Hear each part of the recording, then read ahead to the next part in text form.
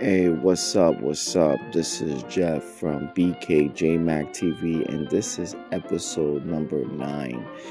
In this episode, we talk about are businesses predators to the working men who are the prey? Basically, you tell me. I got some science that I want to drop, and you tell me if you agree with them or not. Big businesses employ a large mass of human capital in the world, from the United States to New Mexico to Canada to London to Japan, South Korea, Vietnam. Big businesses are there, and they're hiring large amounts of human beings who need a job to basically provide for themselves and their families. When people come to America, they hope to seek out the American dream. They want to be able to build a nice house, kids, wife, picket fence, a pet, good school, good neighborhood. It's what the American wants. It's what the American should get. However, many adverse agents in society prevents everybody from enjoying that type of American dream. Instead, systems such as system inequality, racism, discrimination, and prejudice keeps basically the average American from living out and enjoying the full American dream. And these systems that's in place come from big businesses who employ so many different groups of people. Now, it's easy to say that these employers that come up with an idea and they want to mass produce it, so to make sure everybody has a piece of the product, they need people to get hired. They need people at the factory making this product to get it to the hands of the people. And sometimes you look at it, they set these low pay rates, and people are going in saying, hey, this is not that bad. New York, a couple of years ago, raised its minimum wage to $15 for the city, and upstate is $13.50. Now, let me ask you this. It's not even enough for someone to live off of, let alone trying to feed their family. Honestly, no. And big businesses see that, and they try to take advantage of it. However, employees during the great pandemic realized how abused they felt and how they were forced to work as essential workers on the front lines while everything was shut down. Some stores had to stay open in order to accommodate a lot of people who were forced to stay at home. People had cushy jobs working from their computers while people had to be out on the field, out on the streets, helping the people on the front lines, risking their lives for COVID-19 and stuff like that, while big businesses such as Amazon and Walmart and many others profited off of them. Yeah, they gave some type of bonuses and whatnot, but the bonuses were paltry to what CEOs and executives were getting. Employees weren't getting much, and they were being shafted, and they were deemed replaceable.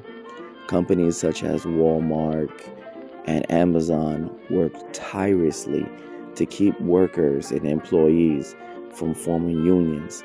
They don't want to hold collective bargaining agreement. They don't believe in the collective bargaining agreement between workers and employers. They feel like they want to have a direct relationship with employees. Let me tell you what's wrong with that picture. There's no protection. There's no job protection whatsoever. A person who could be at a job for 16, 20 years could still be dismissed just like that, because there's no protection protecting your job. Just because you showed some type of loyalty to the company doesn't mean your job is guaranteed and safe. If you don't know the rules and the regulations, and you don't know about the laws that's in place, you could become a prey of the predatory big business practices, and you could get got just like that. It's one of the reasons why big businesses, the predators, hope that employees don't learn much about their rights and their resources. Yeah, they're forced to post it on their walls to show that, hey, these are your rights, but who's really reading them? When they see hours and they see a paycheck, it's what they go for. And that's what big businesses hope for, and that's what they pray for. They hope for the continued illiteracy of employees who do not read the policies, that basically helps them out in a job place. It's hard and it's tough. It's hard to navigate through, but it's like employees got to find their way in the concrete jungle, because let's be honest, big businesses are not your friends. They're here for profit and to maximize your profits. And if you are a handicap in their profit margin, they will not hesitate for 1 second to remove you, so that way they can maximize their profits. Let's look at the NBA, for example. The NBA is a big private business, but they have to deal with the players. The players formed a union, so that way they can negotiate with the private franchises of the NBA for better working conditions, for better perks, and for basically a better quality of life while playing professional basketball for them and generate them billions and billions of dollars of profits. And for so long, originally, the NBA did not want the players to have a union, but the Supreme Court blocked these private owners from trying to prevent the players from forming a union. Now, while there were work stoppages in the past, is come together. Players representing the union and employees the commissioner representing the owners came together and were able to work out a business agreement that benefited both sides. They had independent leaders and independent parties negotiating on both sides, and guess what? Work continued. They just had to do a collective bargaining agreement. Same thing for Hollywood. Major Hollywood studios and executives, they have to work with the writers of the SAG union and many other unions, basically, in order to get movies done, because work conditions are important, salary and pay rates are important, healthcare is important. All these things are important, and that's what the union provides. The Wagner Act of 1935 allows employees to form unions at these big business companies. However, big businesses hope and they try so hard to prevent employees from forming a union, because they don't want to deal with employees and the collective bargaining agreement. It's a fact. It's an apparent fact. And they will do whatever it takes to make sure a union is not formed whatsoever. It is what it is.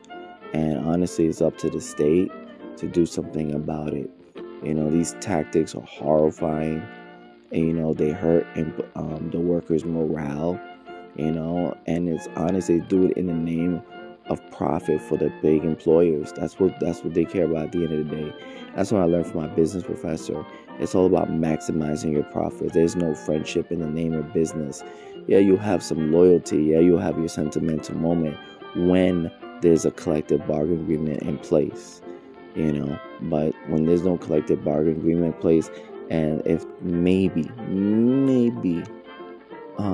there was some type of shred of loyalty between that person and that executive that runs the company, and maybe you'll have some type of loyalty. But 9 out of 10, that loyalty doesn't even exist. Look at WWE, for example. They outright refuse to allow the wrestlers to form a union that would basically guarantee them universal health coverage and better working conditions. Ventura tried to form a union, but look at Hulk Hogan, that glory stealing, posture shoving, title hogging butt clown prevented Ventura from forming a union. In fact, he snitched on him and said, hey, he's trying to form a union, which is like, what does he gain from that? You're a loser. You get royalties, you do it for yourself, but you don't care for your fellow man. Like, I used to love Hulk Hogan when I was younger, but after all the stuff I found out about him, to me, he's just nothing but a piece of crap. To be, in my opinion, he's just a piece of crap. The real American is a real American joke. Let's be honest. He only cares about himself and only for himself. But this podcast is really about employees and not ending up like the prey to the predator of the big business. Because if you're not smart and if you don't know the rules or the regulations, you could get got by the predator, which is known as the big business. So please stay smart and stay wise to the labor laws of your state and your country. Because if you don't, you could be a victim of the predator. And big business ain't taking no prisoners. It's acts and next online. This was episode 9 of BKJmac podcast experience. Thank you for listening. Episode 10 is soon coming. So thank you. Peace. Love. Always one.